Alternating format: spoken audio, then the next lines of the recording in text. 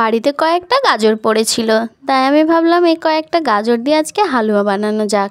তো দেখুন কতটা সুন্দর হয়েছে আমার হালুয়াটা, আর এতটা কম সময় লাগবে আমি ভাবতেই পারিনি। আর হালুয়াটা এত সুন্দর হবে খেতে, সত্যি বলার মতো না। তো পুরো ভিডিওটা দেখুন বন্ধুরা, খুবই সুন্দর লাগবে আশা করছি আপনাদের। তো দেখুন বন্ধুরা, আমি একটা চামচের সাহায্যে আপনাদের দেখিয়ে দিলাম কতটা সুন্দর হয়েছে হালুয়াটা। এতটা খেতে সুন্দর হয়েছে বলার মতো না। আমার এই ভিডিওটা আপনারা যদি ইউটিউব থেকে দেখে থাকেন তাহলে চ্যানেলটিকে প্লিজ সাবস্ক্রাইব করে দেবেন, তার সাথে একটা লাইক আর একটা শেয়ার করে দেবেন। তো চলুন ভিডিওটা স্টার্ট করা যাক। আশা করছি আপনারা প্রথম থেকে শেষ পর্যন্ত আমার এই ভিডিওটার সঙ্গে থাকবেন। তো আসসালামু আলাইকুম বন্ধুরা, শবনম রান্নাঘরে আপনাদের সবাইকে স্বাগত জানাই। তো প্রথমে আমি এই হালুয়াটা বানানোর জন্য, যেহেতু এটার নামই গাজরের হালুয়া, তো সত্যি আপনারা হয়তো শুনে বুঝতেই পারছেন যে এখানে গাজরের হালুয়া মানে এখানে কিন্তু গাজরটা একদম লাগবে।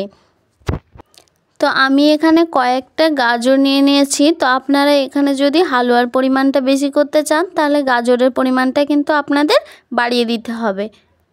তো তারপরে আমি একটা চাকুর সাহায্যে উপরের অংশটা হালকা করে ছিলে নিচ্ছি, যেমন দেখতে সুন্দর হয় গাজরটা আর পরিষ্কার পরিচ্ছন্ন হয়। তো এইভাবে গাজরের পুরো অংশটা এক এক করে ছিলে নেবেন এবং পেছনের একটু অংশ এবং সামনের একটু অংশ আমি কেটে বাদ দিয়ে দেব। তো বন্ধুরা, এইভাবে সব গাজরগুলো কিন্তু ঠিক একইভাবে এইভাবে পরিষ্কার করে নেবেন আর পেছনের অংশটা আর সামনের অংশটা একটু বাদ দিয়ে দেবেন। তারপরে এই গাজরগুলোকে আমি এক এক করে সুন্দর করে পরিষ্কার করে ধুয়ে আবার একটা প্লেটে আপনাদের আমি পরিবেশন করে দেখিয়ে দেব তো কতটা সুন্দর হবে তারপরে দেখতে। তো দেখুন আমি আপনাদের দেখিয়ে দিচ্ছি ধুয়ে পরিষ্কার করার পর। তো তারপরে আমি একটা প্লেটে একটা গ্রেটারের সাহায্যে গাজরগুলো গ্রেট করে নিচ্ছি, দেখুন কতটা সুন্দরভাবে। তো আমি এখানে দুটো গ্রেট করে আপনাদের দেখিয়ে দিচ্ছি। তো এইভাবে আপনারা সম্পূর্ণ গাজরগুলো গ্রেট করে নেবেন। তো এইভাবে গ্রেট করলে কিন্তু গাজরটা খুবই পাতলা হয়ে যাবে এবং খেতে কিন্তু খুবই সুন্দর লাগবে।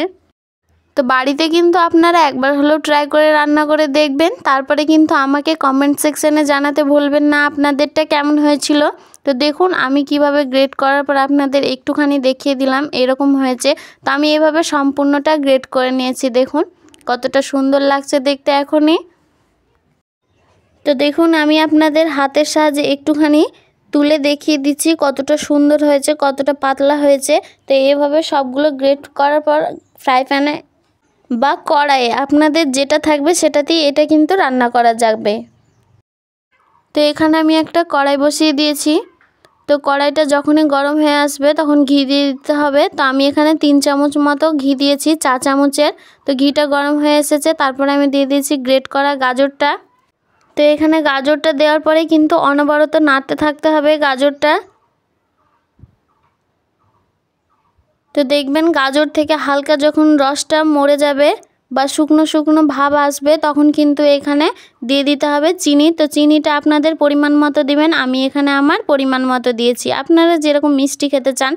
তো চিনিটা দেওয়ার পরে চিনিটা যখন গলে যাবে তখন একটা গাজরের হালুয়াটাতে তখন একটা চ্যাটচ্যাটে বা রসালো ভাব আসবে। তখন কিন্তু আমি অফ ক্যামেরায় গুলে রাখা 10 টাকাওয়ালা দুধের প্যাকেট গুলে রাখা দুধটা কিন্তু আমি দিয়ে দেব।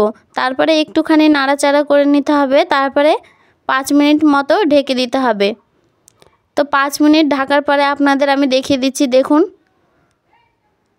কতটা সুন্দর হয়েছে। তো এইভাবে যতক্ষণ না দুধটা মরে যাবে এবং হালুয়াটা শুকনো শুকনো হয়ে আসবে ততক্ষণ কিন্তু এটা নাড়াচাড়া করতে হবে। তো দেখুন আমার কিন্তু হালকা শুকনো অবস্থায় চলে এসেছে। তো এটাকে আরেকটু আমি শুকিয়ে নেব।